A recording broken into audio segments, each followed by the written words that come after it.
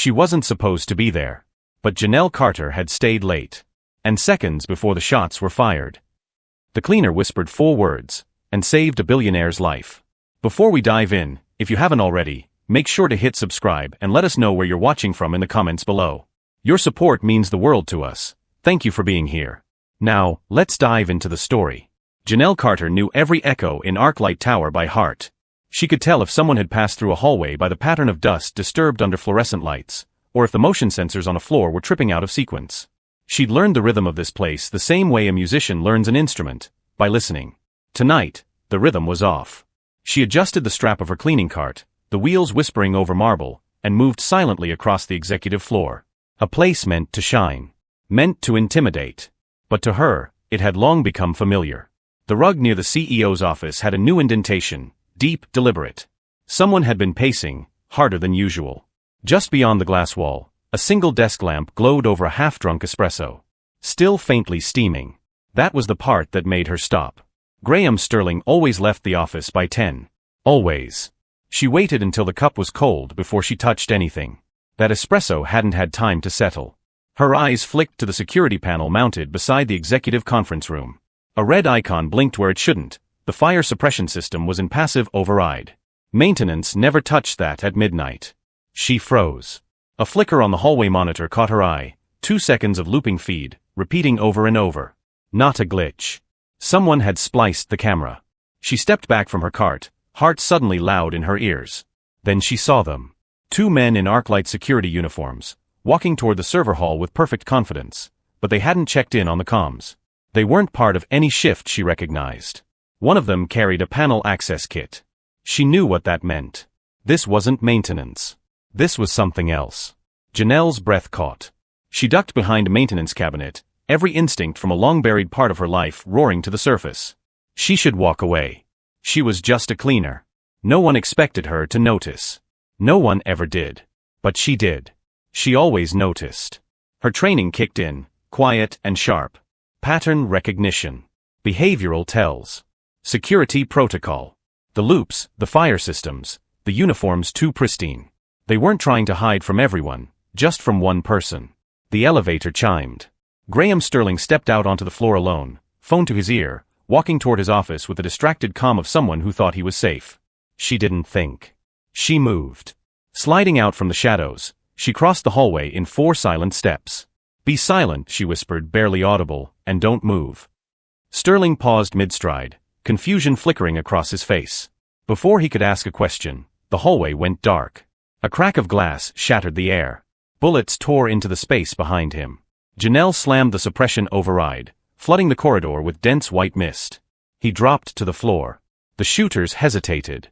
Seconds later, the corridor was chaos. Alarms re-engaging, red light strobing, the soft echo of retreating footsteps disappearing down the fire stairwell.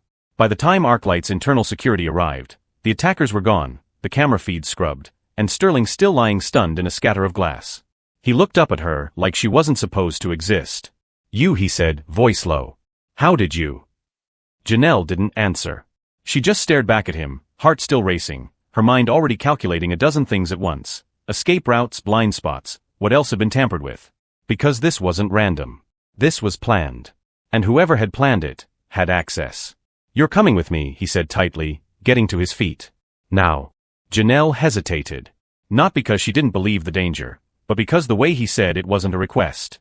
It was a command. The secure car ride was silent. Outside, Seattle's skyline glittered against the night like a warning. But they weren't headed to the police. Or the hospital. Or even Arclight's emergency bunker. The car turned east and dipped into a private underground garage. She recognized the building instantly. Graham Sterling's private residence. Off-grid. Untraceable. Untouchable. Inside the elevator, she finally spoke. This isn't just protective custody, is it? He didn't answer. The elevator doors opened onto a penthouse floor carved in steel, glass, and power. Janelle Carter, once a nobody cleaning the mirrored floors of billionaires, stepped into a world where being invisible wasn't an option anymore. 2 months later, she would ask herself whether saving his life had been the smartest decision, or the most dangerous. Because the closer she got to the truth, the more it seemed someone else had been watching her all along. The elevator doors slid closed behind them with a soft mechanical sigh, locking out the city and sealing Janelle inside the lion's den. The penthouse didn't look like a home. It looked like a bunker designed by someone with too much money and too many enemies. Polished concrete floors, bulletproof glass, steel support beams shaped like minimalist sculpture. Cameras tracked motion in smooth arcs. Every sound echoed. Sterling didn't say a word as he moved past her, his hand brushing the biometric scanner to unlock the hallway to the main suite. The mist from the fire suppression system still clung faintly to his suit jacket. Janelle remained where she was, one foot still inside the elevator. She'd spent the last 10 minutes replaying the attack on loop in her mind, frame by frame. The uniforms, the missing radio chatter, the silent coordination. They hadn't been improvising. That was precision. Routine. Inside, Sterling said without turning around. Reluctantly, she stepped forward. They ended up in a high-tech lounge wrapped in glass, perched on the city's edge. From up here, Seattle looked serene. Miles of lights, boats drifting across dark water, the soft glow of the Space Needle like a lighthouse for a life that felt very far away. "Start talking," he said finally. "How did you know?" He poured a whiskey without offering her one. The tremor in his hand was almost imperceptible. Almost. Janelle stayed standing. Her skin still buzzed from adrenaline. The motion sensors were looping. That only happens when someone splices the feed.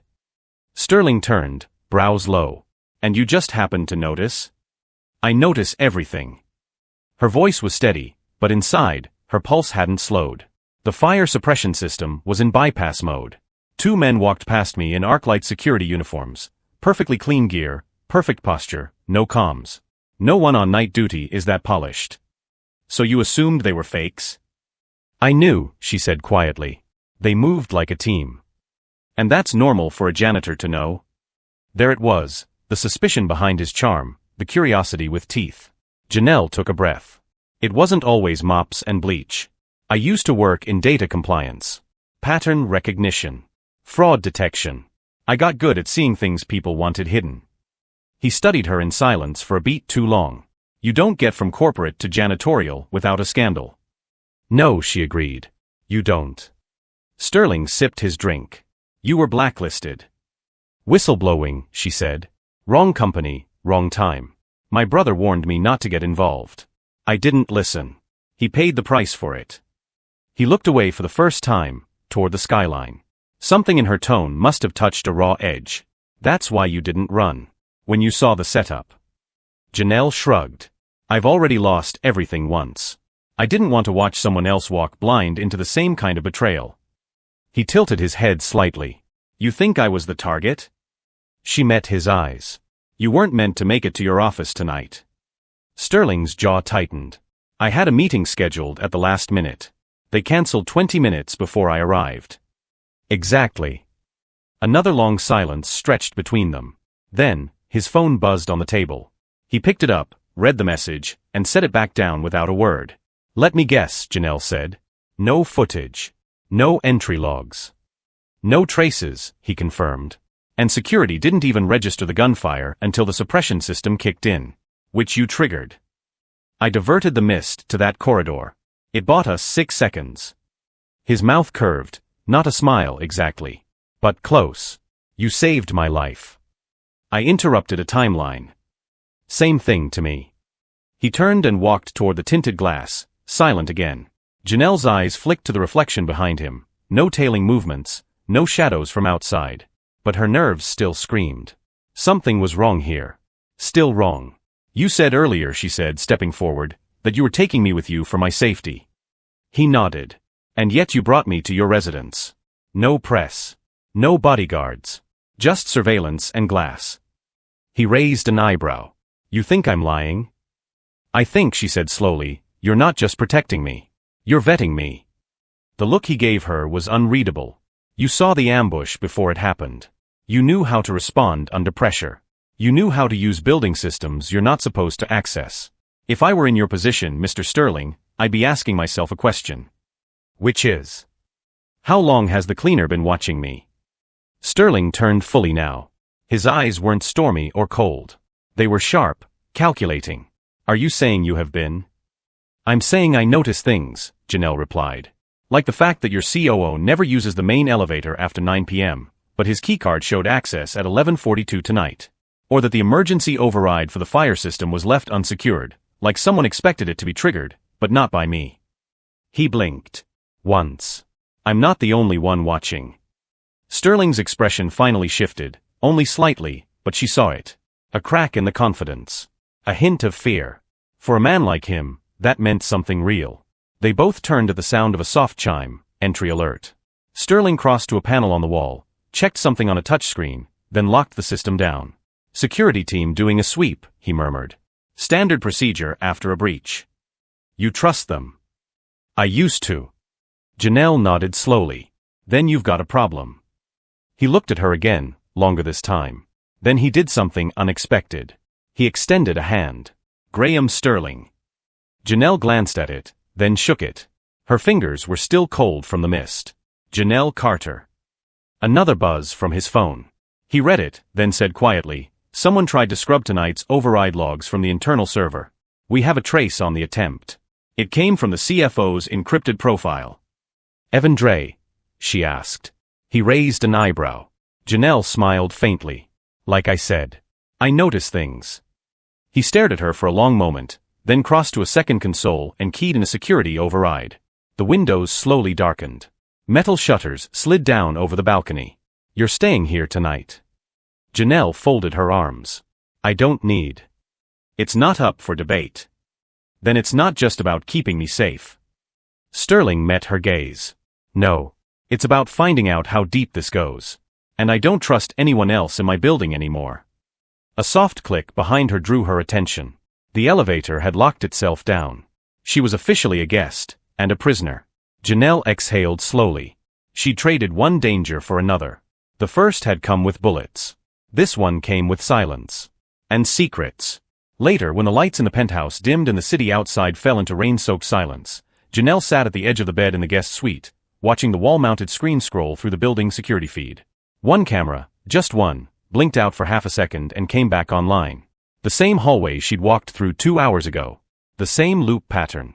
She wasn't the only one still watching. The penthouse had no locks on the inside.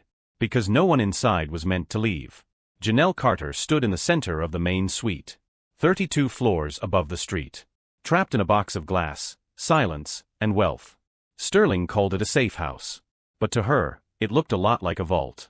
He hadn't said much since the ambush. You'll stay here until we figure out how deep this goes. My security's compromised. You're safer here. Safe. That word again. But protection always came with a price. And right now, she couldn't tell if she was a guest. Or being interrogated. Sterling moved through the space like he owned the air. Sharp voice. Controlled movements. Eyes that never stopped watching her. You noticed things my people missed. You moved fast. Too fast. Who trained you? She gave him just enough to keep him curious. No more. In a building made of surveillance, too much truth was dangerous. She moved slowly through the apartment. Sleek surfaces. Hidden panels. Glass that turned opaque at a whisper. Everything here responded to his voice. Everything here watched. It wasn't a home. It was a machine. And she was part of its programming now. The place was too quiet. Not the peace and quiet kind. The other kind. The kind that hums under your skin. That buzzes just behind your ears. That says, someone is always listening. She touched the edge of a touchscreen built into the kitchen island. Security feeds. Thermal maps. Internal alerts. Everything connected. Everything clean. Too clean. She found the server room behind a mirrored door. Sterling hadn't shown it to her. But she wasn't waiting for permission. She sat at the terminal. Hands steady. Mind sharp. Old skills resurfaced like muscle memory. Back before bleach and buckets. Before she was just a name on a night shift schedule. Janelle Carter had been a rising star in data compliance. She found the fraud. Flagged it. Filed the report. Trusted the system. The system crushed her. Whistleblower. Troublemaker. Blacklisted. And when it all fell apart, she dragged her brother Marcus down with her. He lost his scholarship. Blamed her. Stopped picking up her calls. She hadn't spoken to him in almost a year. Janelle blinked back to the present. Back to the screen. There it was. A data stream. Quiet, buried, almost elegant. Something was pinging the system from outside. Feeding off Sterling's network. Not once. Not randomly. Pulse. Pulse. Pulse. Like a heartbeat. Like a watcher. She traced the signal 3 layers deep before the system kicked her out. Full reboot. Auto-wipe engaged. But she'd seen enough. Someone else had access. Someone inside this building knew exactly where she was. So no, this wasn't protection. This was containment. Sterling hadn't just brought her here to keep her safe. He brought her inside the machine. Into the heart of his empire. And she was being monitored, too. She sat back in the leather chair. Exhaled slowly. Her reflection stared back at her from the dark glass wall. Clear, sharp, alone. And for the first time since the ambush, Janelle Carter didn't feel like she'd survived something. She felt like the countdown had only just begun. Sterling stood with his back to the security screen, jaw clenched, fists braced against the counter. His voice was quieter than it should have been. I want answers, Devon. Now. On the other end of the encrypted call, Arclight's head of security looked straight into the camera, eyes tired, voice tight. I told you. No unusual access logs. No breach reports. We run full scans nightly, nothing's come up. Janelle watched from the shadows of the room. Devon Walsh had the voice of a loyal soldier. Calm. Professional. Too clean. Sterling stepped forward. Then explain how someone inside my own building is bouncing live surveillance feeds through a blind node in Prague. A flicker. Just for a second. Devon's eyes moved slightly to the left, off-screen. That told Janelle everything she needed to know. He's not lying, she said quietly, crossing the room. He's just not telling the truth either. Sterling didn't argue. He ended the call. In the server alcove, Janelle traced the data stream again. This time deeper, through obfuscated layers, time-scrambled packets, hidden under protocol noise. Sterling watched from behind her, silent. Then the trail hit something familiar. Here, she said, pointing to a digital signature hidden beneath a false identity token. I've seen this before. A fingerprint on a logistics audit I flagged years ago. Whose is it? He asked. She zoomed in, decoding a buried path. Evan Dre, she said. Your CFO. Sterling didn't move. Didn't speak. But something changed in his face, something too fast and sharp to name. Janelle opened another file from the backup log Sterling had pulled from his private archive. What they saw made her stomach flip. Wire transfers in round amounts, $400K, $650,000, $2.3 million, moving through dummy vendors and shell firms. All authorized with CFO-level clearance. Spread out over months. Some as far back as the start of Arclight's smart city pilot. And all routed through the same blind node that had been watching the penthouse. They've been inside longer than you thought, she said quietly. Sterling leaned against the wall, gaze hollow. I built Arclight on encryption, on trust. The board said Dre was essential, too valuable to lose. I didn't realize he'd already sold us out. He looked up at her. You saw it faster than anyone on my team. Janelle shrugged, still scrolling. Sometimes it's the ones closest to power who forget how to look down. A sound broke the silence. Mechanical. Unnatural. Janelle froze. So did Sterling. Then, a soft hum outside the tinted window. Rising. Moving fast. She rushed to the edge of the glass. A drone. Sleek. Black. Military grade. No lights, no ID tags. Just a single blinking lens and a quiet whir as it hovered inches from the pane. Sterling grabbed her arm and pulled her back. The windows darkened instantly, security shutters sliding down with a sharp hiss. They found us, he said. Not found, she corrected. They knew. That drone didn't come searching. It came confirming. Sterling was already moving, shutting down access points, encrypting the local net. Janelle stood still in the middle of the room, her heart loud in her ears. The safe house wasn't just compromised. It had never been safe. The blackout protocol kicked in seconds later. Lights dimmed. Ventilation lowered. External connections went dead. In the sudden stillness, Sterling sat on the edge of the glass desk, shoulders tense, hands tight. He looked different. Like someone who'd finally realized the walls around him weren't walls at all, just windows. They were grooming me, he said suddenly. The board. The investors. Dre. They told me what I wanted to hear. Gave me the numbers I needed. And I was too arrogant to see it. Janelle said nothing. There was nothing to say. She recognized that kind of mistake. The kind that cost you everything. Sterling looked at her. How do you live with knowing you let them get that close? I didn't, she said. I blew the whistle and lost everything. I just didn't know they'd come for my brother, too. That name, brother, hit the air harder than she expected. Sterling caught it. You have family in this? Not anymore, she said. He cut me off after the whistleblower scandal. Said I made him a target. The silence that followed felt heavy. Then Sterling's phone buzzed. One alert.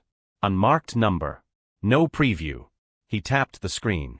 The video loaded instantly. No timestamp. No metadata. Just a single frame. Her brother. Marcus. Tied to a chair. Face bloodied. Eyes open. A voice, garbled and mechanical, crackled through the phone speaker. You're not the only one who watches, Miss Carter. Janelle's breath caught. The screen went black. The silence after the video cut out was louder than the buzz of Sterling's phone. Janelle stood frozen, every muscle locked, lungs half full. Her brother's face, bloodied, eyes wide, a flicker of fear where there should have been anger, burned behind her eyelids. Marcus. Gone. Taken. Because of her. Sterling's voice was low, even too calm. We'll find him. Janelle turned to him, voice raw. You don't know that. We'll trace the signal. We have the video. The voice sprint. That gives us a place to start. She stepped back, shaking her head. A place to start? He doesn't have time for you to start. Sterling didn't flinch. If we cave to threats, we lose everything. She snapped. He's not everything, he's a person. My family. He didn't respond. Not immediately. Not the way she wanted him to. Instead, he walked to the console, tapping commands into the private network. Walls around them dimmed again, blueprints appearing across smart glass like shadows from another world. Argentum. Encrypted vault system. Core of ArcLight's next-gen infrastructure. The kidnappers wanted it. They didn't just want to stop Sterling. They wanted his legacy. And they were using her to do it. Give it to them, she said. Sterling looked up. Janelle stepped forward. Just the shell code. The framework. You can rebuild. He stared at her like she'd just offered to burn down the city. You don't hand terrorists nuclear keys because they ask nicely. They're not after your empire, Sterling. They're after you. And they'll kill him anyway. Once they have what they want. You don't know that, she said, though part of her did. Sterling crossed the room, voice low. They've been inside my systems for months. They're working from within ArcLight. If I hand them Argentum, we'll never see the breach.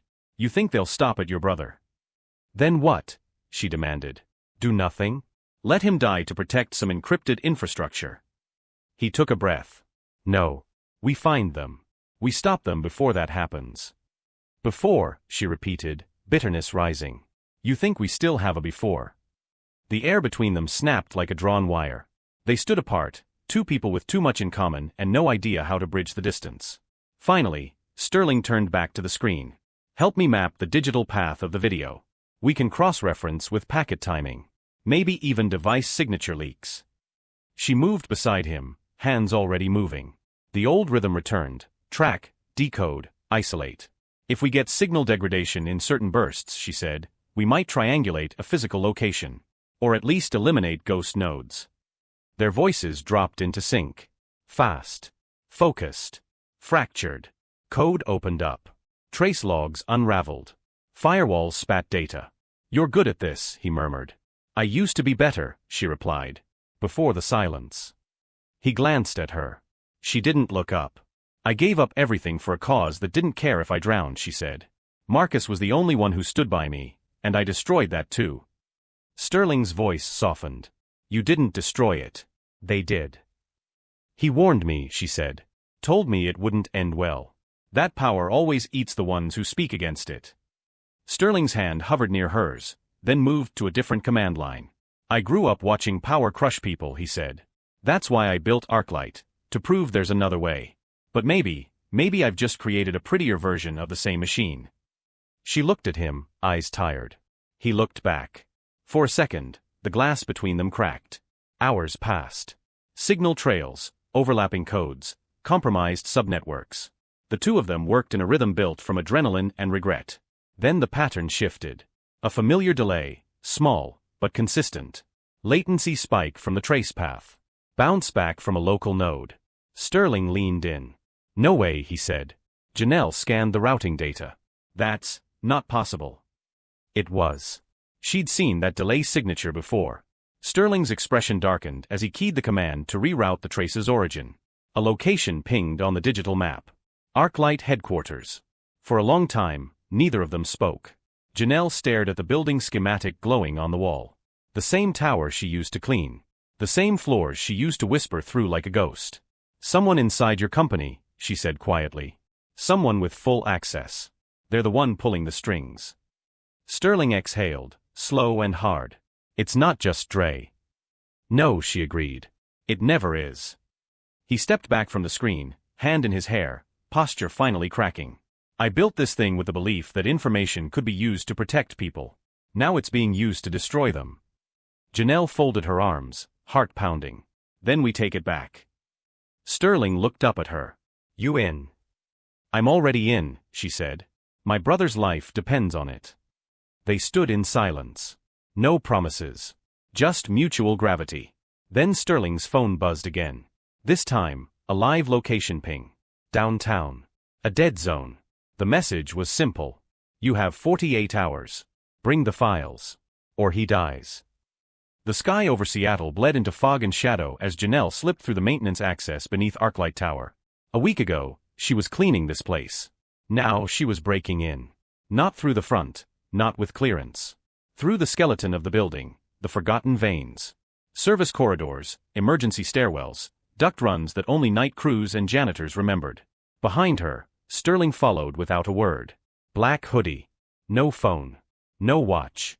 He moved like a man stepping into a crime scene he used to own. At 2 a.m., the tower slept. But they both knew that was a lie. They paused in the sub-basement. Sterling pulled up the schematic on a burner tablet. The vault should be 3 floors above this. Sealed behind reinforced server shielding. No mainframe access from outside. Janelle pointed. But there's a data bleed. See that? Trace amounts of feedback through a secondary archive cache. A backdoor. No. A leak, she said. One someone didn't patch properly. Sterling looked at her. That's how they're hiding, she said. Not just inside the system. Below it. The elevator was a no-go. They took the old maintenance ladder up, rung by rung, breath steady, tension thick.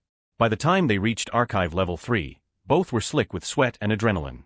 Janelle popped the latch on a side panel. The corridor beyond was silent. Clean. Motionless. Sterling touched her shoulder, nodded. She moved first. They slipped through the shadows like ghosts, 2 intruders inside his own kingdom. The hidden server room wasn't on the blueprints. But Janelle found it anyway. It was tucked behind the archival shelves, behind a false wall that looked like nothing more than reinforced storage. She scanned the seam with a thermal pen. There.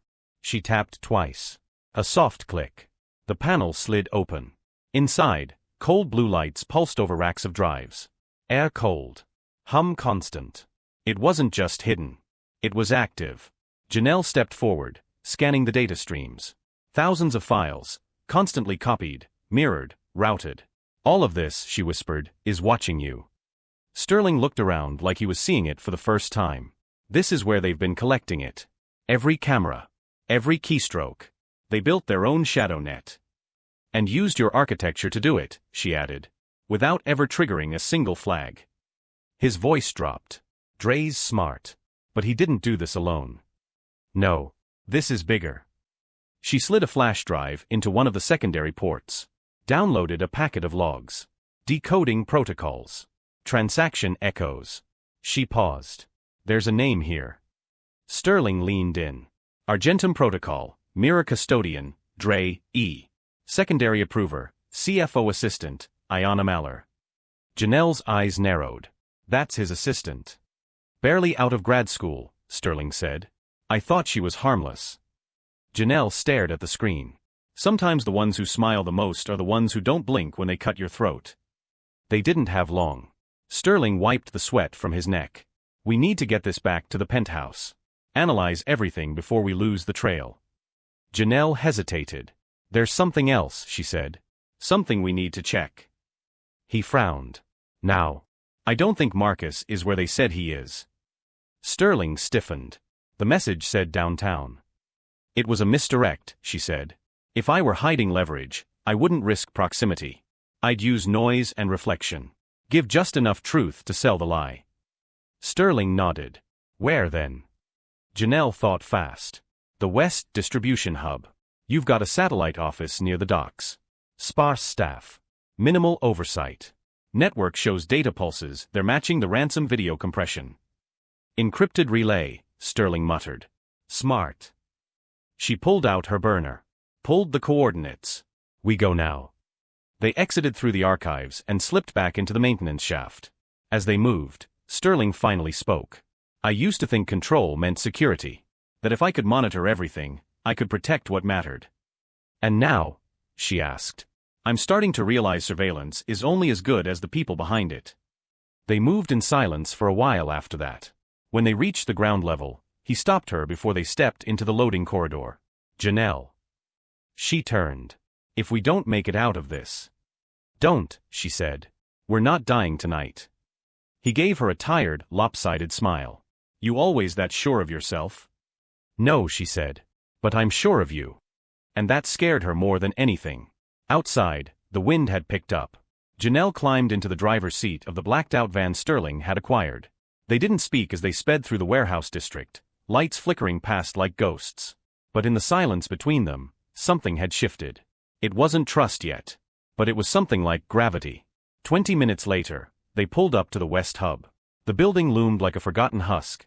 Dark windows, no activity. Janelle checked the signal reader. There, she said. Basement level. Narrow field. Unregistered camera angle.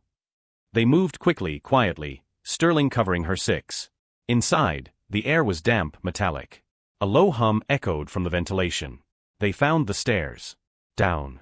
Lower. Into dark. Janelle's hand tightened on the flashlight. They reached the final door. Sterling kicked it open. Inside. An empty chair. Ropes. Blood. And a phone, still recording. The screen lit up on its own. A voice, distorted, taunting. Wrong move. Now we both lose something. The feed cut. And Janelle's legs nearly buckled. Because they weren't just being followed. They were being led. The phone on the basement floor buzzed once more, lighting up with a new message. Deliver Sterling at the gala. Public. No interference. 72 hours. Janelle stood frozen in the damp silence of the empty room, staring at the chair where Marcus had been. He was gone. Moved. Or worse. The walls were closing in. Not just physically, but strategically. She could feel it. This wasn't just blackmail. It was control. They wanted her desperate enough to betray him.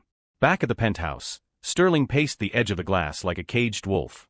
He's alive, he said, though his voice had lost conviction. They wouldn't send another demand if they'd already. They're escalating, Janelle interrupted. And they're smart. They moved him before we got close. Which means they're watching us in real time. He nodded, jaw tight. Then we turn the game. Janelle hesitated. What? There's another option, she said. One they won't see coming. She pulled the phone from her coat. The message still glowed on screen like a blade. Deliver Sterling at the gala. Public. What if I give them what they want, she said. At least, on the surface. He turned to her slowly. No. We don't have time to chase leads that might go nowhere. But if I play this right, if I make them believe I'm turning on you, we get inside their chain of command. Absolutely not. It's a trap, Graham. I know, he said. But it would be a trap for you. Their eyes locked across the room. I'm not the one they want dead, she said. I'm the one they think they can use. Let's use that. By morning, the plan was in motion. The ArcLight Anniversary Gala. 2 days away. A rooftop spectacle broadcast live. Executives. Investors. Press. Global attention. And every single one of them a potential shield, or a witness. Sterling pulled back from the public schedule, letting his team handle the optics. His circle was already shrinking. Those who had once been confidants were now suspects. Janelle stayed in the shadows, orchestrating something far more dangerous. She began programming the fallback systems herself, hidden camera loops, signal hijacks, embedded triggers in the lighting grid that could be activated with silent cues. Each spotlight on the rooftop would be a lens. Each shadow a potential ally or enemy. She even selected the dress. Charcoal silk, sharp cut lines, sleeveless to show nothing up her sleeves. It wasn't armor. It was theater. She practiced the betrayal in the mirror. The turn. The whisper. The subtle shift in posture. She made herself cold. The day of the gala came wrapped in gold and glass. Helicopters circled. Press vans lined the block. Sterling stood beside her in the service corridor beneath the event space, dressed in black on black. Clean. Controlled. "You don't have to do this," he said. "I already did," she replied. She checked her earpiece, synced the signal scramblers, and tucked the override trigger into the inner hem of her dress. 2 taps for lights. 3 for live feeds, she said. "The second I move you into position, you stall. I'll handle the rest." Sterling looked at her like he wanted to say something else, but didn't. She turned before he could. Better that way. The rooftop sparkled beneath the night sky. Live cameras flashed. Glasses clinked. Speeches echoed through the air like promises made of smoke. Janelle moved like a perfect stranger. Poised. Elegant. Unattached. Dre's assistant, Ayanna Maller, watched her from across the room. She gave nothing away. Just held her gaze half a second too long. Then slipped away behind the stage curtain. Janelle followed. Behind the curtain, Ayanna didn't bother playing polite. "I was wondering how long it would take you to break." "I'm not breaking," Janelle said. "I'm trading." Ayanna tilted her head. "Sterling," Janelle said. "He's yours. Just give me my brother." A slow, delighted smile. "You really are everything," Dre said. Janelle handed her a flash drive. Encrypted. Useless. But convincing enough. "Where's Marcus?" "After the speech," Ayanna said. "Deliver him publicly. We extract you quietly. Everyone wins." Janelle didn't blink. She turned and walked away. On stage, Sterling stepped up to the podium. Light bathed him. The crowd fell into polite, expectant silence. Janelle moved through the edge of the platform. 1 tap on the hem, lights. 2nd tap, cameras. The feeds were rolling. Ayanna leaned into her calm, "She's in position." Janelle stepped closer to Sterling. Not rushed. Not desperate. She whispered, just loud enough for the stage mic to catch. "They think I'm betraying you." Sterling didn't react. "They're watching." Then she smiled. Raised her hand toward the crowd like she was signaling security. 3rd tap. The lighting grid flickered. Every screen on the rooftop glitched. Then switched. Live feeds. Internal footage. Server room logs. Bank statements. Boardroom recordings. One by one, every guest saw it. Every investor. Every lens. Every watching eye. Evan Dre's voice on speaker, cold and ruthless. "We own the surveillance. We own the fallout. By the time he knows, it's over." Screens cut to Dre himself, on a yacht mid-toast, staring in confusion at the broadcast that had just hijacked a global feed. Then chaos erupted. Security moved. Guests screamed. Reporters swarmed. And in the confusion, Ayanna turned to run. But Janelle was already there. A swift motion, shoulder, twist, takedown. Ayanna hit the stage floor hard, and Janelle pinned her with a boot to the throat. "Where is my brother?" Ayanna choked. "We moved him. Backup location." Janelle's earpiece crackled. "Sterling, got him. They're transmitting again. Basement holding, East Dock District." Relief almost knocked her to her knees. Almost. Instead, she dragged Ayanna to her feet and shoved her into waiting security hands. "Broadcast it all," she told Sterling. And he did. As the rooftop descended into fire and flashing lights, Janelle stepped into the night, her dress torn, her breath shaking, and her eyes sharper than ever. It had worked. But nothing would ever be the same again. The rooftop was on fire. Not literal fire, yet. But the kind of chaos that could only come from a public betrayal flipped inside out. Screaming. Security rushing to intercept. Investors running from the screens flashing corruption like strobe lights. At the center of it all stood Janelle Carter, the cleaner who had once been invisible, now holding the world's attention like a weapon. Ayanna Maller had been dragged off the stage. Sterling stood backlit by the podium lights, calm in the eye of the storm, voice steady into his comms. "Patch in all feeds. Full archive release. Let the board watch their empire burn." Janelle moved through the chaos like she belonged to it. Every step calculated. Every glance a silent cue. She reached Sterling in the wings of the stage. "Dre?" she asked. "Offshore. Watching this crash in real time. We traced the yacht, he's already trying to run." She handed him a second drive. Then we give him nowhere to run to. 30 minutes earlier, the gala had looked like perfection. Polished glasses, gilded speeches, the best and brightest of Arclight's world gathered in one place. Dre had planned it as the night Sterling would fall, discredited, delivered, done. Instead, Sterling had flipped the script. And Janelle had delivered the performance of a lifetime. Now, they had one shot to finish it. They moved through the staging floor beneath the rooftop, flanked by two of Sterling's most trusted guards. Janelle pulled up the location ping on her wristpad. East Dock District. Basement access. Heat signature confirmed. Marcus is there. Sterling nodded. Dre's men are pulling back. We hit now, we catch them mid-extraction. They boarded the elevator. As the doors slid shut, he looked at her. You pulled this off in front of the entire world. She shrugged. Some of us do our best work when we're underestimated. A half-smile ghosted across his face. Then the elevator lights flickered. Stopped. Power cut. Sterling turned, already scanning. Then, bang. Explosion rocked the floor above them. The elevator dropped half a foot and locked in place. Smoke curled in through the vent. Emergency lights snapped on. Janelle pulled the side panel. Manual overrides toast. Someone shorted it mid-system. Sterling's comm crackled. Sir, one guard said, someone blew the relay, southwest corner. Structural integrity holding but. Dre, Janelle said. Buying time, Sterling replied. He's covering his final move. The comm clicked again. Sir, we have eyes on him. He's heading toward the helipad on top of the finance wing. 10 minutes, maybe less. Sterling turned to her. You go for your brother. And you. I finish this. Janelle grabbed his wrist. This doesn't work if you die before it's over. I won't die, he said. And then softer. You didn't let me last time. The elevator was dead. But the ventilation shaft wasn't. They climbed. Fast. Silent. At the fourth floor, they split.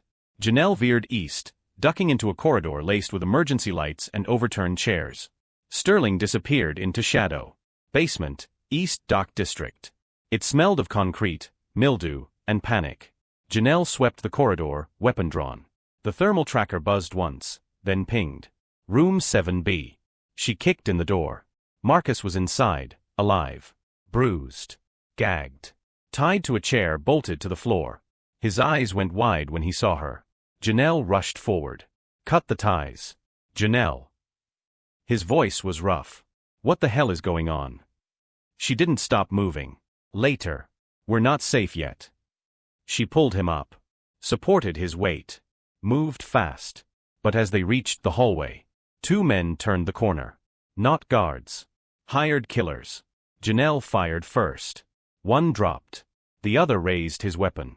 But Marcus moved. Slammed his shoulder into the man, knocking him sideways. Janelle finished it. Silence returned, except for their breathing. She looked at him. You okay? He nodded, still dazed. You just. Let's go, she said.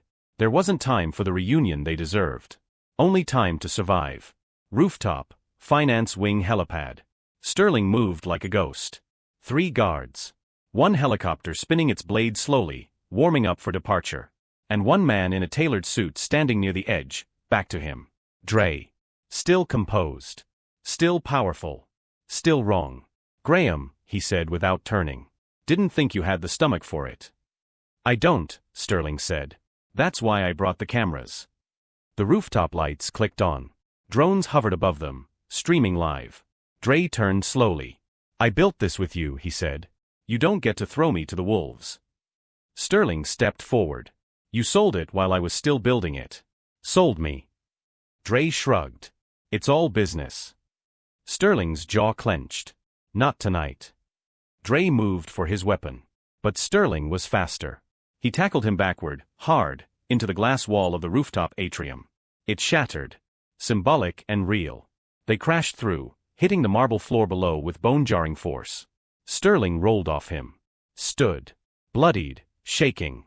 Dre lay still. Alive, but broken. By the time Janelle arrived at the scene with Marcus, Arclight was lit with sirens, camera flashes, and emergency lockdown lights. Sterling stood in the ruins of his company's lie. And finally, there was silence. 2 months later. Arclight's glass had been rebuilt. But its power had shifted. The board was under federal investigation. Dre was facing charges for corporate espionage, attempted murder, and treason. And Janelle Carter? She wasn't cleaning anymore. She wore a black badge now. Director of Internal Security. Sterling trusted no one else. Sometimes when they passed each other in the hallway, their eyes would meet, quiet, sharp, unspoken. And the memory would flicker between them. That moment she whispered, "Be silent, and don't move." 2 months later, Arclight Tower gleamed again. The shattered atrium had been replaced. The rooftop reinforced. The cameras reprogrammed, no longer aimed outward, but inward.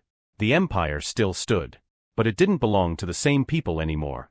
Janelle Carter walked the glass halls in silence. Not as a janitor. Not as a ghost. She wore a fitted black suit now. A badge clipped to her hip. Director of Internal Security. The people who used to look past her now stood when she entered a room. Board members. Execs. Engineers. Guards. They didn't know what to make of her. A woman who used to mop their floors now reviewed their emails and authorized lockdowns. They whispered. She didn't care. Because power didn't always raise its voice. Sometimes it just watched. Sterling's office hadn't changed much. Same sleek desk. Same impossible view. Same curated chaos of coffee cups, crumpled notes, and half-built blueprints. But the man behind the desk was different. He wasn't hiding behind walls anymore. He was rebuilding in the open. When Janelle entered, he didn't look up. "Do I need to schedule myself to be interrogated now?" he asked. She smirked. "Depends. Have you been deleting messages again?" He finally looked up. A rare, real smile flickered at the edge of his mouth. "You'd find them." "Of course I would." They reviewed the final debrief. Dre had been formally indicted. Ayanna Maller had turned state's evidence. Half the board had resigned. The Argentum project had been salvaged, cleaned, rebuilt, protected. Not just encrypted, but watched. By her. "You know," Sterling said, leaning back, "when I hired my last security chief, he had 2 degrees, a military background, and zero ability to see what was right in front of him." Janelle raised an eyebrow. "And me? You had bleach stains on your shoes and a better red on my company than anyone on payroll." She leaned on the desk, folding her arms. Wasn't the bleach. It was the silence. "Still think no one notices the cleaners?" She smiled faintly. "They notice now." Later, she walked the upper levels alone. The building was quieter at night, familiar. But different, too. The ghosts she used to walk among were gone. The secrets no longer whispered behind her back. Now, they came to her desk. They asked for clearance. She had become the system they once used to hide behind. In the control room, she keyed into the surveillance grid. Ran diagnostics. Tracked maintenance anomalies. Old habits, maybe. Or just instinct. The network pulsed in quiet rhythm, lines of code sweeping across the glass like breath. No loops. No blind nodes. No threats. Only her. Watching. The elevator opened behind her. Sterling stepped in, hands in his pockets. "I figured you'd be here." She didn't turn. "Figured you'd check." He nodded. "We have a power test scheduled tonight." "I know. 3 minutes, full blackout. Just protocols." Janelle smiled to herself. At 3 o'clock, the building went dark. A perfect, planned silence. No lights. No hum. Just quiet. She sat on the edge of the console, eyes adjusting to the void. Behind her, Sterling's voice broke the silence, soft, low. "Be silent, and don't move." Janelle laughed, a quiet breath through her nose. "I never do." Outside, the city pulsed below. Alive. Watching. Waiting. But inside Arclight Tower, everything was still. And Janelle Carter, once invisible, once dismissed, watched over it all. Thanks for watching. If you enjoyed this story, be sure to hit subscribe and check out our other thrilling stories on the channel. Leave a comment below. Let us know where you're watching from and what you think. Your support means everything to us. Until next time, stay tuned for more.